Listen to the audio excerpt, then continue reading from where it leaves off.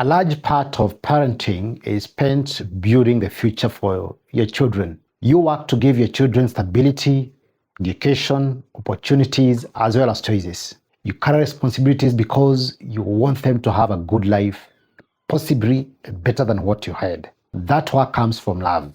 But when you are building your future and their future together, their present is also happening. Their interests are changing. The independence is growing. And the years when they still want to discover the world with you are quietly moving. In planning and hosting private journeys through Kenya, one thing has become clear to me. Parents are often looking for more than a holiday. They are looking for enough time and space to truly experience their family when the season is still here.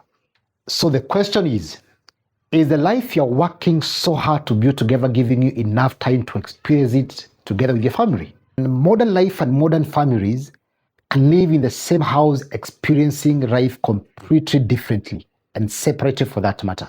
Parents have work, children have school, everyone have different schedules, maybe screens, interests, and possibly conversations. Much of family communication becomes too practical.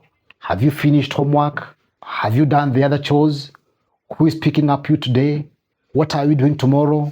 These conversations are necessary. They keep family life moving.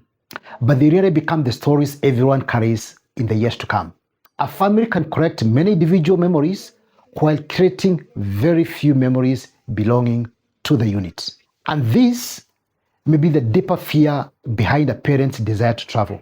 I do not want to look back and realize that the season passed mainly through routines. The concern is simply not that the children are growing. The concern is whether the family is fully experiencing this stage together. When parents say they want to take their family somewhere special, the destination will not be the deepest desire.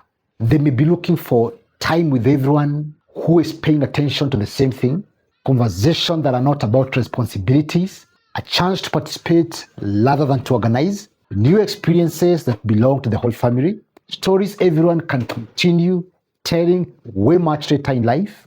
What they are really seeking is a different quality of time together.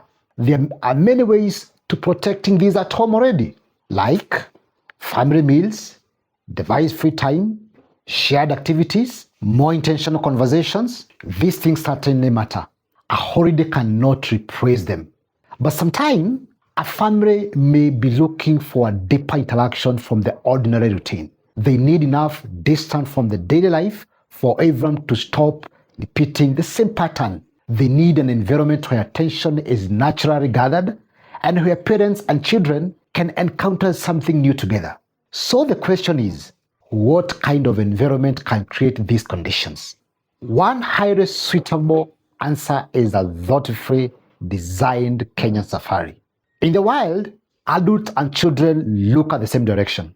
Everyone waits together.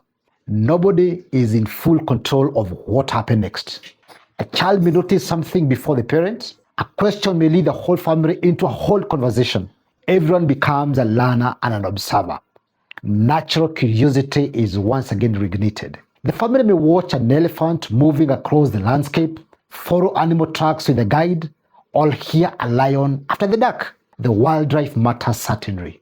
But the deeper value is also found in what happens between the people sharing the experience. Who noticed first? What did the children ask? What memories became part of the family story? Shared attention became the shared memories. A Kenya safari is therefore valuable because it can turn divided attention into collective attention. But Kenya alone does not guarantee this. The safari must be designed to protect it. A family safari with too many destinations, constant transfers, and fixed group schedules can recreate the same pressure the family wanted relief from. For these family needs, the recommended direction is what Soul's Connection Safari calls the Family Memory Safari.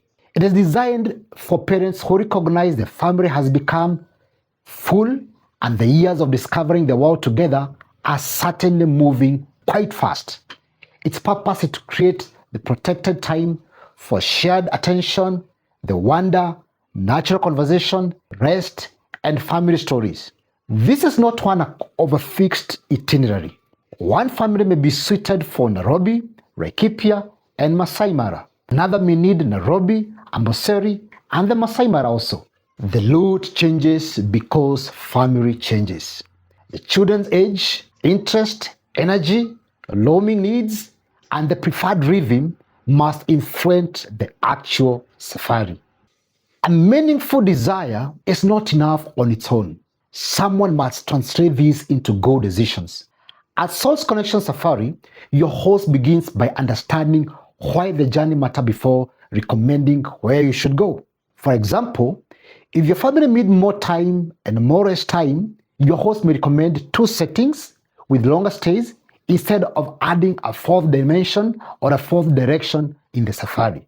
If your children are younger, the drive period may be shorter and the guide selected for that particular safari will need to have the ability to have the welcoming attitude for the children to be able also for them all to participate in the whole conversation around the family and around the process that is being created. If private matters, the roaming, vehicle arrangement, and the daily rhythm must also reflect this in the planning. Every practical choice should protect the human reason for taking the journey. This is the role of your host. To understand the purpose and the shape of the safari around it. A journey may look light on paper, but real family needs become clearer as the safari unfolds. Someone may become tired. A child may become deeply interested in one experience, for instance. The family may want longer morning or more time at the lodge. This is why every journey needs someone holding the complete experience. Your safari director coordinates the guides, the lodge, and transfer and the daily rhythm as well. They protect the rhythm agreed during the planning and make thoughtful adjustments where needed. The purpose is not to control your experience. It is to carry the practical responsibilities so you can participate in it. The simplest distinction is your host understands and designs the purpose. Your safari director protects it as the journey unfolds. Exclusivity here does not mainly mean about status. It is about giving the experience enough privacy and the freedom to belong to your family. Private vehicle allow the family to follow the child's curiosity. Flexible timings makes room for rest. Longer stays reduce the pressure for constant movement. Private conversations remains private. Your family has greater influence of how the day unfolds entirely. For this period of time, your family does not have to compete with the rest of life for your attention. Not at all. The journey feels personal because your family needs affects the real direction. A parent may understand the desire for meaningful family time while still being unclear about what safari should look like. This is why the first step is what you call the clarity step. This is why the first step is clarity. The family clarity guide helps identify these things. Why this journey matters now, who is traveling, the pace and the privacy that's needed for this family, the area and the required thoughtful planning, the area that require thoughtful planning, maybe there is some special interest needs for the family. These are very important. Whether the family memory safari is also the right direction, your answer gives your host the starting point to understand the purpose before recommending the route, the stay, and the experience. The guide is not the end of the process.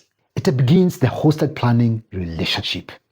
Building your children's future certainly matters, but the present is already becoming part of the story they'll one day tell about their family, as well as this will form what their future memories will be about their childhood.